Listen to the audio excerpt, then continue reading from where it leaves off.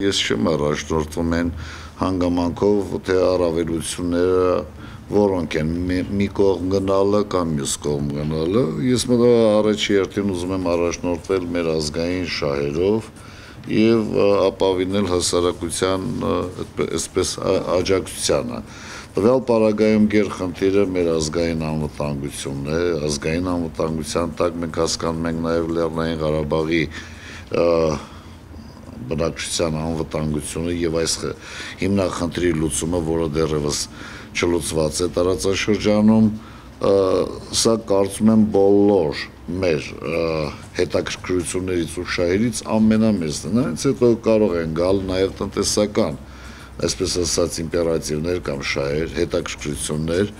որոնք ըստ էության կարելի է ինչ որտեղ ավելի ստորադասել առաջի այս ազգային անվտանգության խնդրի հետ համեմատած։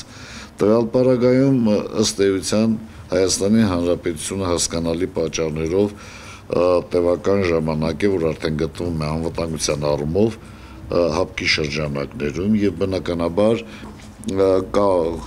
արձանագրված ու ամրագրված այդպես մոտեցումներ, համաձայն որի մենք պաշտպանվում ենք, դա փոքր բան չի։ Երկրորդը մեր խորհրդարանը,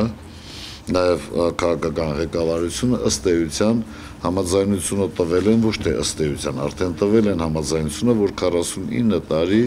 պետք է ռուսական ռազմական ուժերի հանգրվան հանդիսանա Հայաստանի Հանրապետությունը։ Նման պարագայում կարծում եմ, որ